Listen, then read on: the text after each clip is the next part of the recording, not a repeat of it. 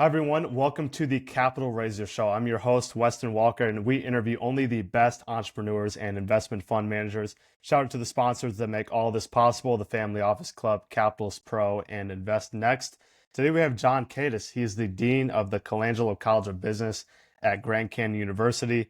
He's also an ordained pastor and owns multiple companies in the real estate, global security, and even a company that works with professional sports teams, and he helps many private equity firms scale their businesses. John, welcome to the show.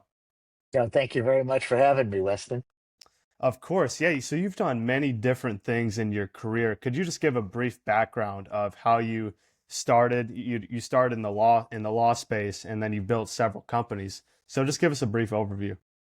Yeah, when I was 16 years old, I had three things that I wanted to be when I grew up. I wanted to run for public office. I wanted to be a lawyer and a prosecutor, especially representing the people of ultimately the state of Arizona. And then I also wanted to be a television anchor. So by age 29, all those things had happened. I had the privilege of going to law school, becoming an attorney. I started my career as an assistant attorney general in the organized crime and racketeering division of the attorney general's office here in Arizona. I later ran for office at age 29, was elected to the state House of Representatives, did one term in the House, ran for the Senate, did two terms in the Arizona State Senate. And I paid for all that law school by putting myself through law school as a television news reporter, and then ultimately a television weatherman. And then while I was out here in Arizona as an assistant attorney general, I was also the weatherman on Channel 12, one of the morning weather guys for the NBC affiliate here in Phoenix.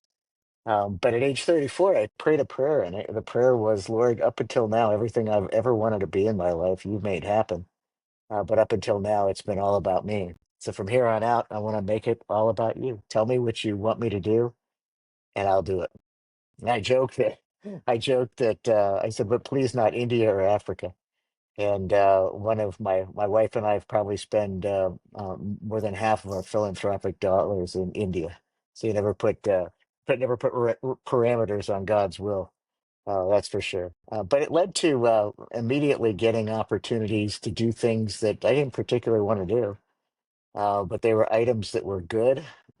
They were biblically based, so in the four corners of the Bible, and they were definitely not about me. My first experience was I got a call from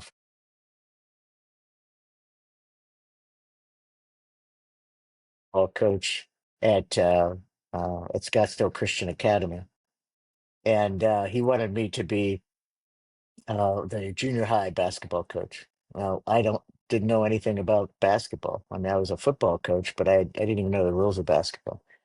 And so I saw this as a sign that the Lord had that He wanted me to do something that was outside of my comfort zone. So I took out 11 books on basketball, most of them written by John Wooden. I walked onto the basketball court and told those players who were in seventh and eighth grade, I'm Coach Kaites, and I'm not about to be able to demonstrate a single thing I'm going to teach you. But if you follow me, you'll be champions. And the good things that happened from just faithfully following the Lord in that space was that uh, that the my those kids became incredible proteges. They learned a lot about the Lord. They learned a lot about basketball, and I had a real impact on their life. My sons, who weren't even in junior high at the time, became excellent basketball players because I could teach them what I was teaching those students. And in the end, we won the Junior Metro Championship. So it was a really incredible journey and full of miraculous moments where the Lord just would help me remember the things that I read and learned from Coach Wooden and others. And so it caused me to just trust into that, right? Tell me what you want me to do. And the next step was that I kept getting the sense that the Lord wanted me to go through seminary, and I had no desire to be a pastor. But I went through seminary, and it took me 9 years for my first seminary degree. I have two of them. And the first seminary degree, when I started, I had a small law firm and a small government relations firm at that time. And by the time I graduated 9 years later, there were 18 companies, and the law firm was up to 40 lawyers. And all I was doing was taking the words of Christ from the Bible and turning them into secular business principles. Mm. And that, coupled with the fact that the Lord was showering my world with incredible mentors in business, Could you give caused some me to be able. examples of, yeah, sorry to interrupt, but could you take some of Jesus's examples in the Bible and how that translated to business? Yeah, sure. It's really easy to do. There's every example. If you take the words of Jesus and every example in that he gives can be translated into a secular business principle. Like for example, dispute resolution. Right. So I found myself early on being a manager and a boss, and what I learned from the words of Jesus is how to be a teacher and a coach. I found that a lot of my time was spent with people coming into my office, and I was dealing with the problems they were having with other colleagues or challenges they were having within the company or people that were supervising them.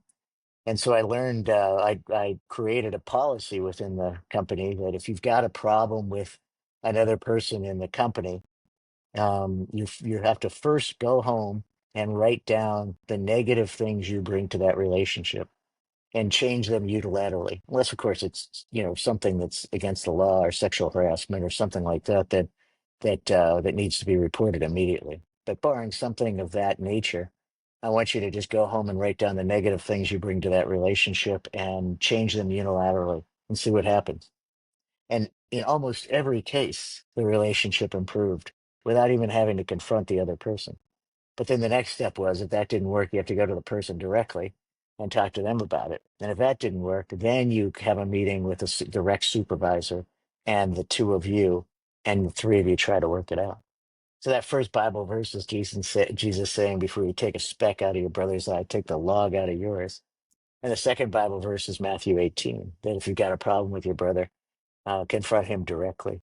And then if that doesn't work, bring a witness.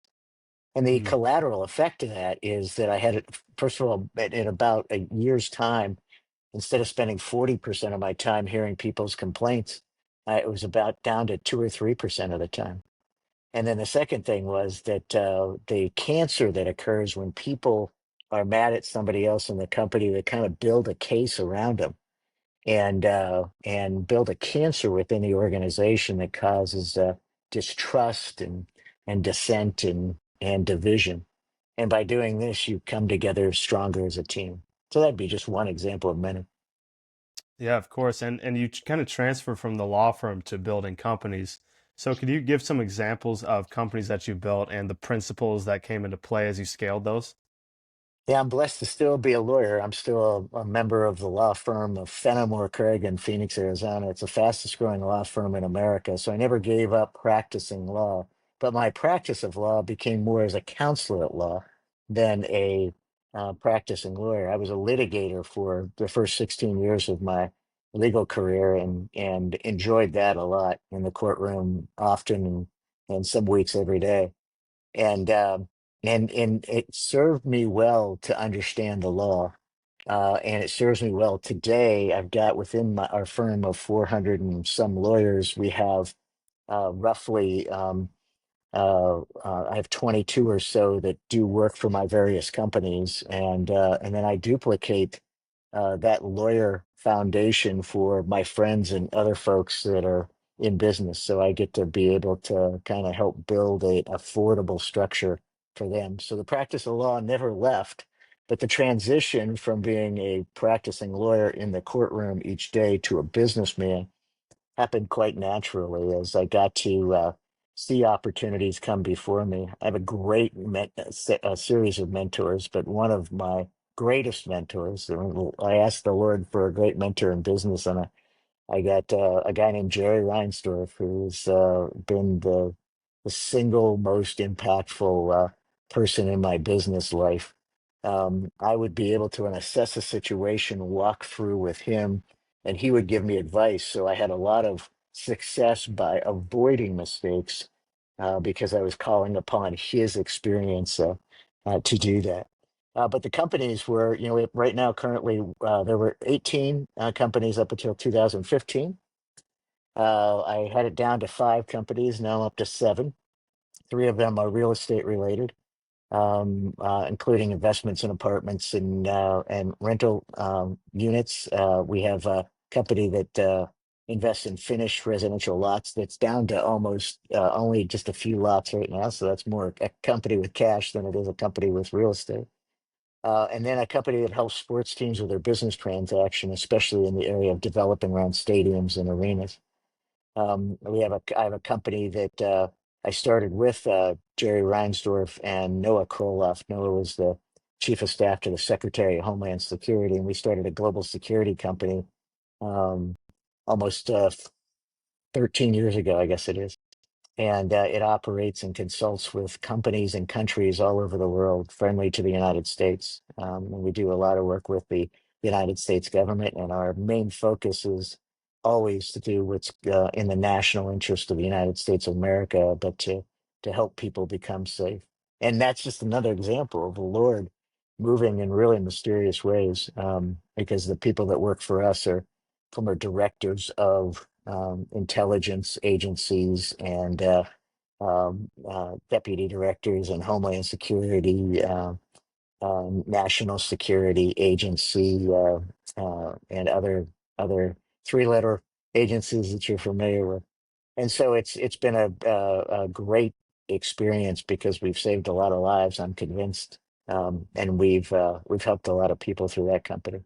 And then I have 2 financial services related companies. One's a venture capital fund, a company that that myself and a friend of mine, Bob Smith, own, and we invest in early stage companies. And then I'm a minority owner of a company called Asterazoa, which is a private equity firm that has a private equity company that has in its portfolio an ETF, an exchange traded fund on the New York Stock Exchange. The symbol is CRDT. It's fantastic. Yeah, so you've done many different companies and scaled them as well and have had great partners. So what are the commonalities between the companies in different industries that you've worked on? What are the commonalities and how have you scaled them regardless of the industry that they're in?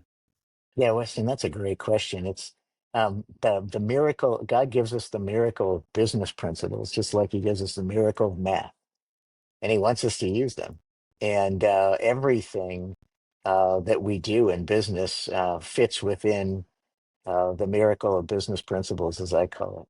When you think about it, there's only 3 types of businesses in the whole world.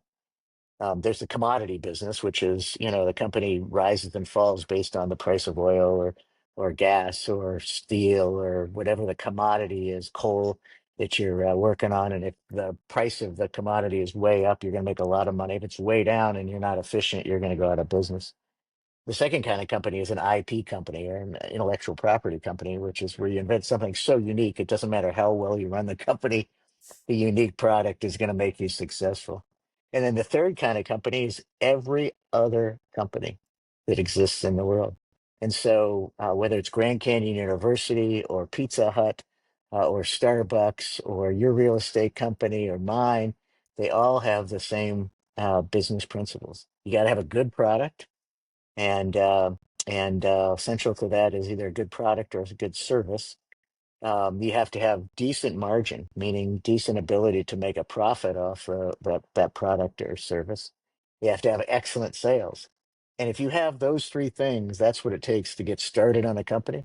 And then you layer on marketing in order to then start scaling it to a point where it can grow fast and on its own. It's awesome. Yeah, and it's great that you take the Lord's guidance. When we first talked, I was asking you like business questions, and then you kept going back to, the root of Christ and your relationship with Him and how He influences your life, and He's at the center of it all. So that's awesome. So, you've had different partnerships and relationships with companies over the years. I mean, what do you look for in terms of who you partner with or who you start to build a company with? Now, the best partner is being partnered by yourself because you're always in agreement with your decisions, even when they turn out wrong. But I want to find people who are aligned with the objective. It doesn't mean they have to be a Christian by any means.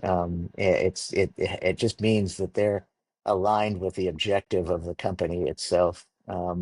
and then together they add value to the company, either from as a capital partner in many cases, or they add value because they have an operational capability, and sometimes both. When I look for a capital partner, I'm looking for a capital partner that doesn't just bring in money, but it's a capital partner that wants to buy the product or wants to participate in the sale of the product through their network. If it's an operational partner, I want somebody who is really good at the nuts and bolts of operating and scaling and creating efficiencies or has an ability to sell. So those are the things I look for, and of course they have to have character.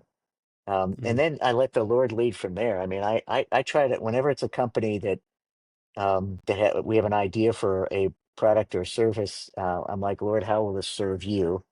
And I'm by no means perfect, but I try to, as you mentioned, put Jesus at the center of my life. And by virtue of that, I get more done in a positive way than I wouldn't if he was just a part of my life or not in my life at all.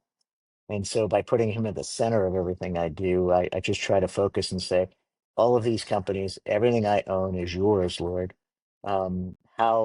Is this something that you want me to engage in? And how can it turn into a ministry disguised as a business?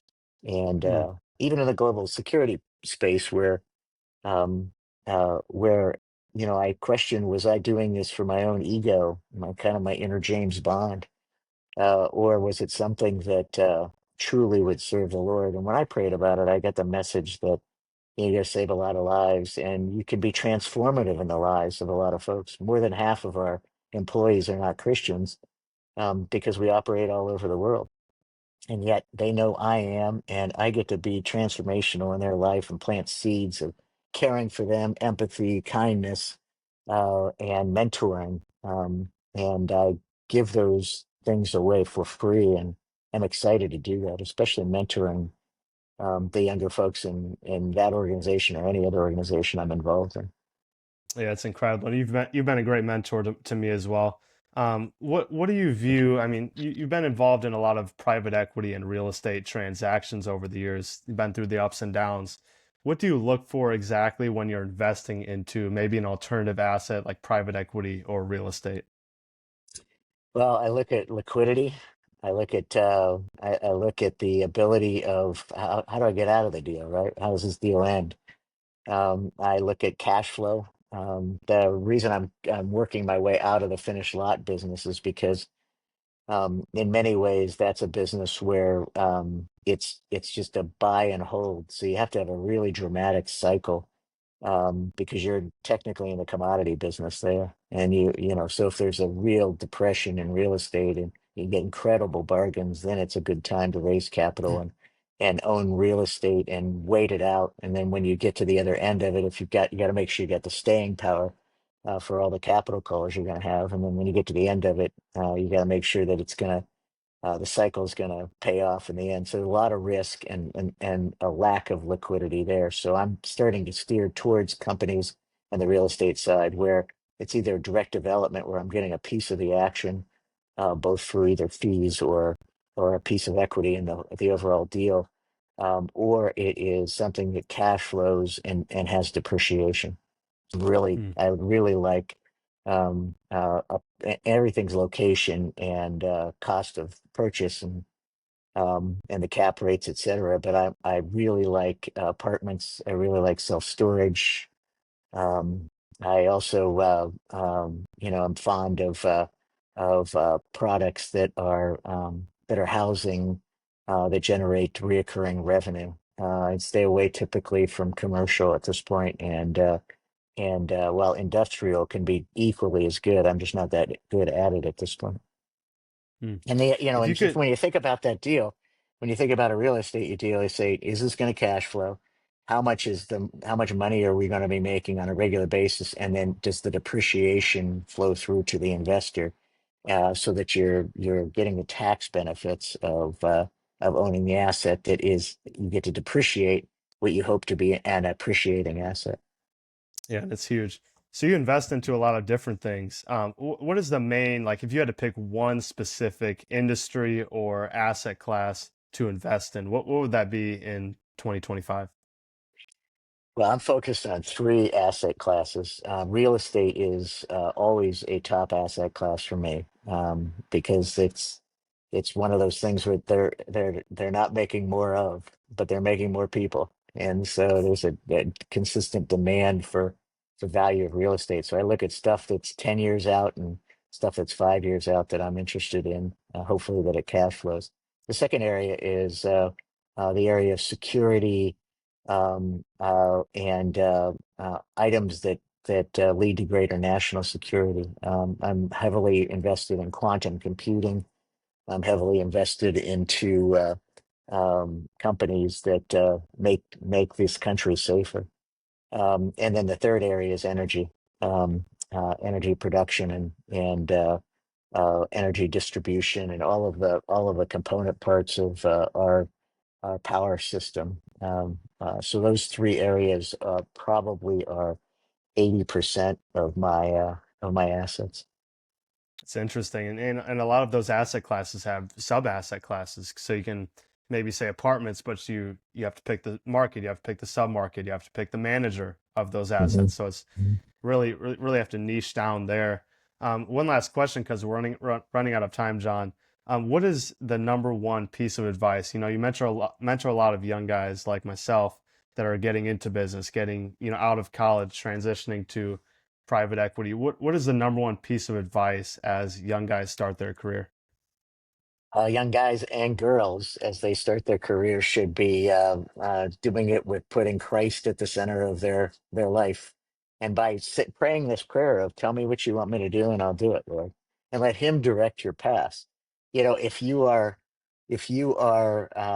praying prayers where you want to do your will and hope God will come along with you, it doesn't always work as efficiently as if you determine what His will is and then you're in it. I have found that anytime I am working within his will, even though it's never easy and it's so much to learn and so much to overcome and to get to the other side, it always works and usually in pretty miraculous ways. I mean, all kinds of businesses I have no business being in. And it's purely because I walked by faith and then trusted that I can learn the subject matter well enough or find the right people and put them in the right spots to be successful. And then the number two thing that I would say is try to make sure everything that you're doing in that space is transformation on the lives of other people, because then you will be doing what truly is your two jobs on this planet, which is to love God and to love others. And then my final piece of advice is that if you do that, then you should probably be able to start working on your own brain so that you're not fearful, that you're not thinking about I'm not good enough or I can't do this or I don't deserve this. Those are all the I'm not good enough. Anger, resentment, revenge, all the fear-based things that the Lord teaches us against in the Bible. And if we're able to put Him in the center, really trust where we're going, we can walk without fear or insecurity, and then that frees up a tremendous part of your brain where creativity and problem solving all resides. And so it's really interesting how it all intertwines, works together in a way that positively improves yourself, while at the same time serving and helping others. Love God, love others. Well, I appreciate you coming on, John. And also appreciate you being a great mentor of mine. You know, you've helped Yeah. me over the years, and um, yeah, just leading me in the right direction. So thank you for coming on. Well, Weston, I have been very impressed since meeting you. You are a Colangelo Scholarship winner at the Colangelo College of Business, our highest award. The day I met you was the first day on the job as the dean of the College of Business. Was the day I met you and gave you that scholarship, and you've been an outstanding student and an outstanding entrepreneur yourself. So I'm proud of you. Awesome. Thank you so much. Take care.